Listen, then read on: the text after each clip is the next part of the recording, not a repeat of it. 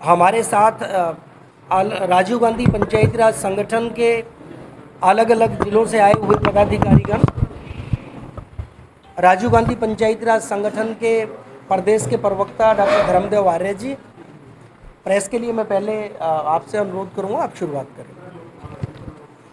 सर्वप्रथम आज राष्ट्रीय पंचायत दिवस के अवसर पर मैं अपने सारे साथियों का और जो पिछले 6-7 साल से राजीव गांधी पंचायत राज संगठन पे काम कर रहे हैं, अलग अलग जिलों के आए हुए सारे साथियों का और आपका विशेष तौर पर सबसे पहले मैं स्वागत करता हूं। और आपको इस आमंत्रण के लिए भी हमने इसलिए अपनी बात रखने के लिए कही है कि ये 93 और 94 जो पंचायत राज संगठन का जो संशोधन हमारे संविधान में हुआ था, हमारे स्वर्गीय पूर्व प्रधानमंत्री राजीव गांधी जी के दिशा निर्देश पर, उसमें पंचायत की जो शक्तियां थी वो नगर निगम एरिया में और पंचायत एरिया में अलग अलग 23 शक्तियां पंचायत राज में दी और 18 पालिका और नगर निगम में दी, अर्बन और रूरल के हिसाब से। लेकिन वो सारी लागू नहीं हो पाई। ये बहुत लंबा विषय होगा हमारा। वो भी एक मुहिम के लिए राजीव गांधी पंचायत राज संगठन का निर्माण हुआ और उसी पे हम काम करते हैं, हमारे आदरणीय साथी भाई सुनील जी के नेतृत्व में। आज की जो मुख्य बात है कि प्रदेश की जो ये बीजेपी सरकार है, 1.25 साल से ज़्यादा हो गया पंचायत राज संस्था के चुनाव नहीं करा रही। कोर्ट्स के अंदर मुकदमे डलवा दिए, बहाना डाल दिया। विशेषकर हमारे संगठन की जो आज पंचायत बुलाई गई है, मीटिंग बुलाई गई है, जो गोष्ठी बुलाई गई है, विचार विमर्श के लिए जो बुलाई गई है पंचायत राज दिवस के अवसर पर, उसका मेन उद्देश्य तो ये है कि भाई ये सरकार पे हम अपना पक्ष रखें और एक दबाव बनाएं कि ये चुनाव जल्दी से जल्दी कराएं। इसी के साथ साथ बाकी हमारी आप अभी डॉक्टर साहब हैं और भाई फोमलाल जी हैं और हमारी बहन जी है, सारी चीज़ें अपने रखेंगे। मैं संक्षिप्त ये करते हुए बाकी सारी चीज़ें सुनील पवार जी बताएंगे। मेन उद्देश्य हमारा आज का ये है कि पंचायत राज दिवस के ऊपर हमारी जो शक्तियां हैं वो पूर्ण रूप से लागू हों, अधिकार जो है सारे सरपंच पंचों तक पहुँचे और चुनाव बहुत जल्दी कराएं। ये लोग मुकदमा डलवा के तारीख पे तारीख ले रहे हैं, पता नहीं इनकी मंशा क्या है। ये कभी कमेटियों की बात करते हैं, कभी किसी की बात करते हैं। ऐसा हम बीजेपी सरकार का नहीं होने देंगे। इसके लिए हम इकट्ठे हो रहे हैं, अपनी आवाज़ को उठाएंगे। डॉक्टर साहब आप रखिए। सबसे पहले तो तमाम पत्रकार साथियों को यहाँ पर पहुँचने पर तहे दिल से धन्यवाद करता हूँ, आभार प्रकट करता हूँ। यहाँ पर उपस्थित राजीव गांधी पंचायती राज संगठन के प्रदेश भर से आए हमारे साथी डॉक्टर धर्मदेव आर्य जी, भाई फोमलाल जी, हमारी बहन रमेश शांतिल जी और करनाल ज़िले के हमारे शहरी अध्यक्ष हमारे भाई संजय पाल जी, ग्रामीण अध्यक्ष सरपंच सुखविंदर जी, हमारे प्रदेश के साथी शक्ति सिंह जी, हमारे भाई राजीव सेन जी और तमाम अलग अलग ज़िलों से सोनीपत से हमारे साथी सुनील अंतिल जी, गुरुग्राम से आए हमारे भाई बेरवाल जी, जींद से पहुँचे हरपाल अलेवा जी और बहुत सारे साथी जिनका मैं नाम लूँगा तो विलम्ब होगा, यशपाल अहलावत जी। आज राजीव गांधी पंचायती राज संगठन के जो राष्ट्रीय पंचायती राज दिवस है उस पर आप सभी को हार्दिक शुभकामनाओं के साथ साथ आज बड़ी विकट परिस्थिति हम सबके सामने खड़ी हो गई है। आपने देखा कि आज़ादी के बाद किस तरीके से कांग्रेस के नेताओं ने सत्ता की ताकत को ज़्यादा से ज़्यादा हाथों में सौंपने के लिए पंचायती राज व्यवस्था की शुरुआत की थी। महात्मा गांधी जी की जो ग्राम स्वराज की सोच थी, महात्मा गांधी जी जब चाहते थे कि गांव जो है एक छोटी सरकारी इकाई के रूप में खड़ा हो और पूर्ण रूप से जैसे पूरे देश को ताकत मिलती है वैसे ही हमारे ग्रामीण अंचल के अंदर हमारी ग्राम पंचायत को ताकत मिले, ऐसी राजीव गांधी जी की सोच को आगे बढ़ाते हुए हमारे देश के प्रथम प्रधानमंत्री स्वर्गीय श्री पंडित जवाहरलाल नेहरू जी ने 2 अक्टूबर 1959 को पंचायती राज की स्थापना की और अलग अलग समय पर कांग्रेस के और अन्य पार्टियों के भी अलग अलग नेताओं ने अलग अलग कमेटियों का गठन करके पंचायती राज को सुदृढ़ बनाने की बात रखी। बलवंत राय मेहता कमेटी बनी, उसके पश्चात अशोक मेहता कमेटी बनी, उसके बाद राव कमेटी बनी, और इस तरीके से सतत प्रक्रिया के अंदर जब राजीव गांधी जी का समय आया तो उन्होंने 64वें संवैधानिक संशोधन में बिल लेके गए, और वो बिल लोकसभा के अंदर तो पास हुआ, और उस बिल के अंदर राजीव गांधी जी चाहते थे कि हमारा जो पंचायती राज सिस्टम है उसको संवैधानिक दर्जा मिले। राजीव गांधी जी का जो बिल था वो राज्यसभा में कानून का रूप नहीं ले पाया, मात्र एक वोट से वो बिल जो है धराशायी हुआ। तत्पश्चात 1991 के अंदर राजीव गांधी जी की हत्या कर दी गई। उसके बाद तत्कालीन जो कांग्रेस सरकार थी पीवी नरसिम्हा राव जी के नेतृत्व में, उन्होंने 73rd और 74th अमेंडमेंट के अंदर पंचायती राज व्यवस्था को संवैधानिक दर्जा दिया। और सब लोगों की सोच एक ही थी कि जब तक हमारे गांव के आदमी, हमारे गांव के अंदर जो ग्राम सभा का आयोजन होता है उसको उतनी ताकत ना मिले जैसे हमारी विधानसभा और हमारी लोकसभा को मिलती है, तब तक डायरेक्ट डेमोक्रेसी इस हिंदुस्तान के अंदर नहीं होगी। और इसी के चलते संवैधानिक संशोधन के अंदर हमारी ग्राम सभा को जन भागीदारी के लिए, डायरेक्ट डेमोक्रेसी के लिए और हमारे ग्रामीण अंचल के लोगों की आवाज़ को प्रभावी बनाने के लिए संवैधानिक दर्जा पंचायती राज को दिया गया था। और उसके लाभ क्या थे? सबसे बड़ा लाभ था कि सामाजिक न्याय व्यवस्था को बढ़ावा मिला, आर्थिक व्यवस्था को बढ़ावा मिला, और ग्रामीण अंचल के अंदर स्वावलंबन की जो भावना है वो जागृत हुई। जो सरकारी पैसे का दुरुपयोग होता था उसके ऊपर चेक पोस्ट का काम वो हमारे चुने हुए जनप्रतिनिधियों ने करना शुरू किया। लेकिन आप लोगों ने देखा 2014 के बाद जब से केंद्र के अंदर भारतीय जनता पार्टी की सरकार आई है और हरियाणा प्रदेश के अंदर भी भारतीय जनता पार्टी की सरकार बनी है, उन्होंने निरंतर पंचायती राज व्यवस्था को कमज़ोर करने का काम किया। आपने देखा पहले इस देश की आधी आबादी को चुनावी प्रक्रिया से दूर रखने के लिए इन्होंने न्यूनतम शैक्षणिक योग्यता लागू की। कुछ क्षेत्र में 2 बच्चों के कानून बना के ये लेके आए, और जिससे हमारे देश के कमज़ोर तबके को चुनावी राजनीति से दूर रखा गया। आपने हरियाणा प्रदेश के अंदर भी देखा कि न्यूनतम शैक्षणिक योग्यता रखने से दलित, पिछड़े और महिला बहुत सारी जगह पे इनकी जो आरक्षित सीटें थी वो खाली पड़ी रही, और अगले 7-8 महीने में भी वहाँ पर चुनाव कराने का काम इस सरकार ने नहीं किया। हमारे देश के संविधान में 73वें संशोधन के बाद लिखा है कि हर 5 वर्ष के बाद वो पंचायती राज के चुनाव सुनिश्चित किए जाएंगे। लेकिन हरियाणा प्रदेश के अंदर अब आप लोगों के सामने है, पिछले 1.5 साल से हरियाणा प्रदेश में पंचायती राज के चुनाव लंबित पड़े हैं। सरकार की कान के ऊपर जूं नहीं रेंग रही। अब इनका बहाना है कि किसी रेवाड़ी की महिला ने हाई कोर्ट के अंदर महिलाओं के आरक्षण के खिलाफ एक याचिका दायर की है, और वो भी बात मैं बता दूं, मैं उस महिला की कमी नहीं बताता। पहले महिलाओं का 100% आरक्षण था। 100% आरक्षण का मतलब कोई भी महिला कहीं से भी चुनाव लड़ सकती थी। लेकिन इन्होंने कानून लाके, जो नया कानून आरक्षण का ये लेके आए हैं, और उसके अंदर OD1 का जो फार्मूला इन्होंने लागू किया है, उसमें महिला सिर्फ 50% जगह जहां उनको आरक्षण दिया जाएगा वहां पर चुनाव लड़ पाएंगी, और जहां पर उनको आरक्षण नहीं है वहां से महिलाएं चुनाव नहीं लड़ पाएंगी।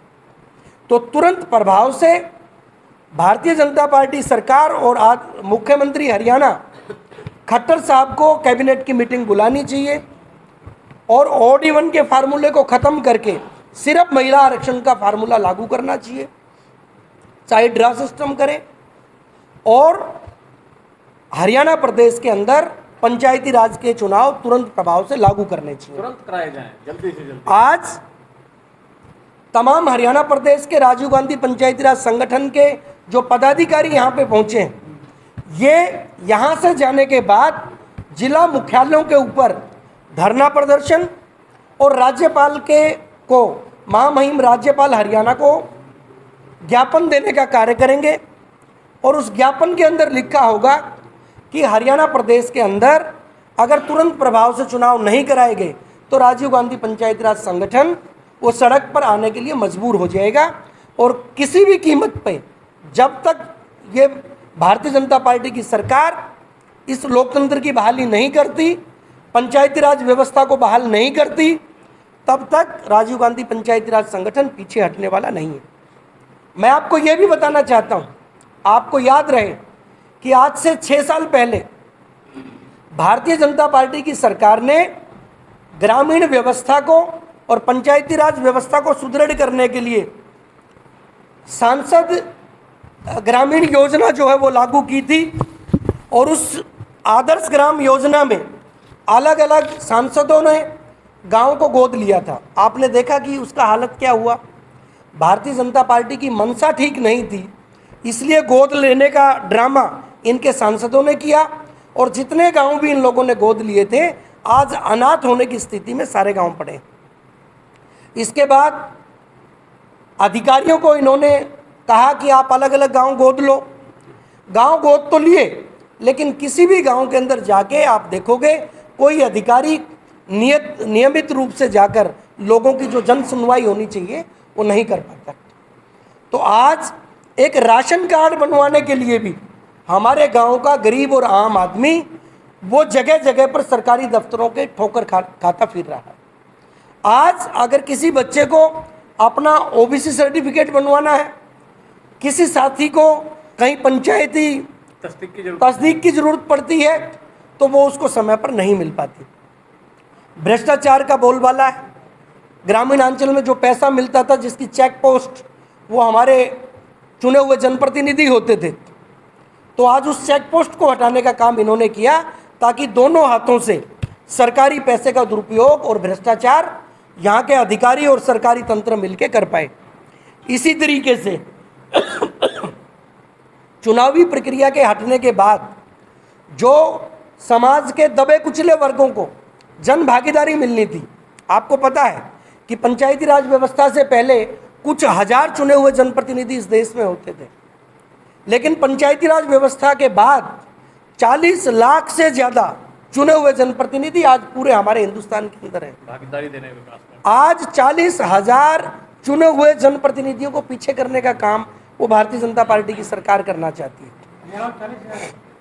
40 लाख पूरे देश के अंदर है।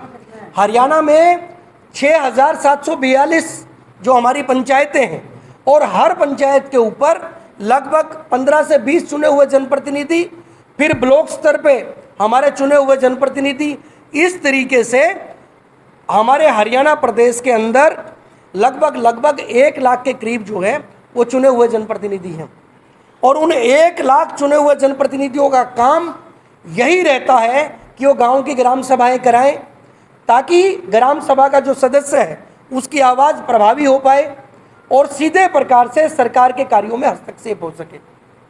आज जो प्रजातंत्र के जो मूल्य थे, जो पंचायती राज संस्थान लोगों की आवाज़ प्रभावी बनाने के लिए बनाया गया था, उस संस्थान को तोड़ने का काम जनप्रतिनिधियों के साथ साथ जो जन भागीदारी की बात थी, जिसमें दबे कुचले वर्ग की भागीदारी मिलती थी, महिलाओं को स्थान मिलता था, पिछड़ों को स्थान मिलता था, दलितों को स्थान मिलता था, उसको कुचलने का काम इस सरकार ने किया है, जो कि बिल्कुल निंदनीय है। और अगर भारत का भविष्य हम देखें तो निश्चित तौर पर एक समय आने वाला है जब सत्ता की चाबी कुछ लोगों के हाथ में होगी, और सत्ता की उस चाबी जब कुछ लोगों के हाथ में होगी तो निश्चित तौर पर पहले जो रजवाड़े होते थे तो रजवाड़ों की तरह ही ये जो हमारे हरियाणा का मुख्यमंत्री है या देश के प्रधानमंत्री है, रजवाड़ों की बात ही काम करेंगे और अपने तरीके से देश के अंदर जो है कानून बनाने का काम करेंगे। आपने पिछले दिनों देखा कि देश के अंदर अगर किसान आंदोलन हुआ तो किसानों के संदर्भ में जो कानून बने तो देश की लोकसभा में उसके ऊपर कोई चिंतन और विचार विमर्श नहीं हुआ। और इसी तरीके से आने वाले समय में संवैधानिक संस्थानों को कुचलकर ये लोग अपने तरीके से एक राजशाही व्यवस्था इस देश के अंदर कायम करने वाले। पैसा किस तरह लगता है जो पंचायतों का पैसा था, पीआरडी का जो पैसा आता है, बीआरडीए का पैसा तो किस तरह लगता है आपको? सरपंच तो है नहीं, पैसा किस तरह यूटिलाइज होता है उसका, इस बात को देखो, डिस्ट्रिक्ट प्लानिंग कमेटी का 50% से ज़्यादा पैसा वो धरातल के ऊपर उसका इम्प्लीमेंटेशन नहीं हो पा रहा। जो 50% पैसा ग्रामीणांचल में आता है वहाँ पर 10 से 15% का खेल, जो कमीशन खोरी का खेल है, वो लगातार सरकारी दफ्तरों के अंदर मिली भगत के द्वारा किया जा रहा है। सरकारी अधिकारी ठेका देते हैं और ठेके के अंदर भ्रष्टाचार का नंगा नाच होता है। 10 से 15% कमीशन वो मुकर्रर किया जाता है और उसके बाद ठेकेदार भी उसमें पैसा खाता है। तो आज 25% भी पैसा वो धरातल पर कहीं लगा नजर नहीं आता। कुमार साहब, जो कमीशन खोरी के धंधे की बात आपने कही है, जो ये क्या 2014 से शुरू हुई है या पहले भी थी? ये बिल्कुल, अगर मैं इस चीज़ को नकारूंगा तो गलत होगा। राजीव गांधी जी बिल्कुल बोलते थे कि अगर हम 100 रुपये भेजते हैं तो मात्र 20 रुपये वो धरातल पर लगते हैं। ये ठीक है कि भ्रष्टाचार पहले भी होता था, लेकिन जीरो टॉलरेंस की बात करने वाली सरकार अगर बड़े बड़े अखबारों के अंदर लाखों रुपए के विज्ञापन देती है कि हम भ्रष्टाचार के प्रति जीरो टॉलरेंस रखते हैं और उसके बाद अरबों रुपए के घोटाले करते हैं, तो इनकी करनी और कथनी के अंदर कितना डिफरेंस है ये आप लोगों के सामने है। 70 का कांग्रेस ने राज किया और राजीव गांधी कहते हैं 100 रुपये बेचते हैं, 80 रुपये कौन खा जाते हैं, कांग्रेस ही खा जाते हैं या कोई और खा जाता है? देखो, इसमें इस बात से इनकार नहीं किया जाता कि भ्रष्टाचारी आदमी की कोई एक अकेली पार्टी नहीं है। भ्रष्टाचारी आदमी हर पार्टी के अंदर है, कांग्रेस में भी निश्चित तौर पे रहे होंगे, लेकिन कांग्रेस ने झूठे वायदे, जीरो टॉलरेंस का झूठा ड्रामा वो स्वीकार करते थे। आपने देखा कि देश चुनाव के बिल्कुल समय की बात है, ए राजा के खिलाफ वो लाखों करोड़ रुपए के घोटाले की बात सामने आई तो कांग्रेस का स्टैंड क्या था कि अगर हमारे किसी साथी ने घोटाला किया है तो न्यायपालिका अपना काम करे, और न्यायपालिका ने अपना काम भी किया। इसी तरीके से देश को जब भी ये आवश्यकता हुई कि कांग्रेस को स्टैंड लेना है तो कांग्रेस देश के साथ, देश की आवाज़ के साथ खड़ी रही, भ्रष्टाचार के खिलाफ खड़ी रही। लेकिन भारतीय जनता पार्टी, आप करनाल के अंदर ही देखो ना, कभी तहसीलदार को बचाने का कार्य करती है, कभी डीटीपी को बचाने का कार्य करती है, कभी भी अपनी कथनी के अनुसार इनकी करनी धरातल पे नहीं नजर आती।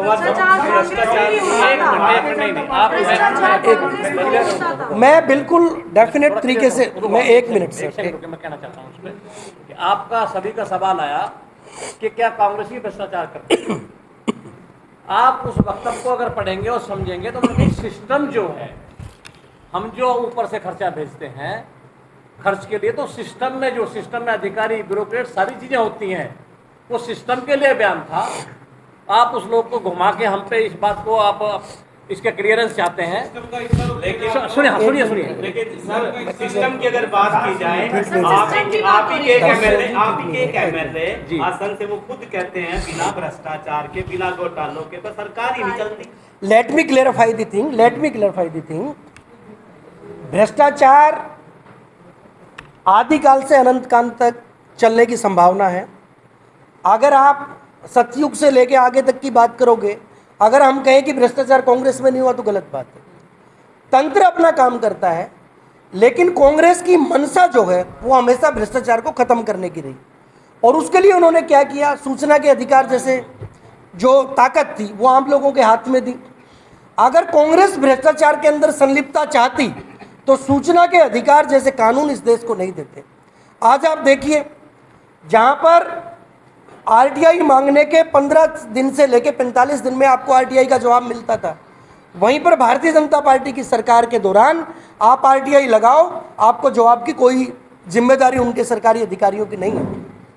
आज कांग्रेस ने जितना भ्रष्टाचार के ऊपर लगाम डालने का काम किया, भारतीय जनता पार्टी ने उतना ही भ्रष्टाचार का खुला और नंगा नाच कराने का काम किया। आपने कहा चेक पोस्ट प्रतिनिधि लगाए गए जी। थे, उस समय लगाए गए थे, तो कितनी पंचायतों के खिलाफ भ्रष्टाचार के मामले जो है, सरकारी पैसे का दुरुपयोग ना हो, तो कितनी पंचायतों के खिलाफ मामले दर्ज हुए थे?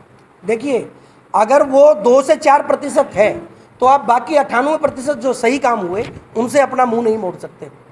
हरियाणा के मुख्यमंत्री ने एक समय पर, मुझे याद है, वो हरियाणा के सरपंचों और पंचायती राज के जनप्रतिनिधियों को चोर बोलने का काम किया था। मेरे मीडिया के साथियों को पता है। साथियों, हरियाणा के चुने हुए जनप्रतिनिधि जितना चेक पोस्ट का काम कर सकते हैं उतना तो ये सरकार नहीं करती। ग्रामीण अंचल के अंदर जितना पैसा आता है, अगर जनप्रतिनिधियों के मार्फत वो लगता है, अगर वो गलत काम करेगा तो गांव के लोग उसको दोबारा वोट नहीं डालेंगे। इस डर से ज़्यादा अच्छे काम करने का प्रयास वो चुना हुआ जनप्रतिनिधि करता है। लेकिन सरकारी तंत्र के लोग क्या करते हैं, उनको तो चुनाव नहीं लड़ना, उनको तो वोट नहीं चाहिए, उनकी कोई जिम्मेवारी और जवाबदेही नहीं है, तो वो लगातार भ्रष्टाचार के अंदर संलिप्त रहते हैं। अभी जो स्टे वेकेट करने के लिए क्या कांग्रेस कानूनी धर्मपाल कश्यप जी आपके बीच में बैठे हैं और निर्मल जी आज हमारे बीच में नहीं है। जब इन्होंने भादसो गांव को गोद लिया, रिंडल गांव को गोद लिया, तो पंचायती राज की तरफ से खुद मैं जाके उन गांव का मुआयना करके आया था और प्रेस कॉन्फ्रेंस के माध्यम से बात मैंने उठाई थी कि भादसो गांव गोद करके अनाथ कर दिया, रिंडल गांव के अंदर जो तालाब बनाने की योजना थी उसको अधूरा छोड़ दिया, और भादसो गांव के अंदर तो और भी बुरा किया। इन लोगों ने गांव का पैसा पहले तो जनप्रतिनिधि गांव के अंदर लगा देते थे, उस पैसे को गलत तरीके से खाने का काम वो यहाँ के सांसद जिसने गोद लिया था और सरकारी अधिकारियों ने मिलकर किया।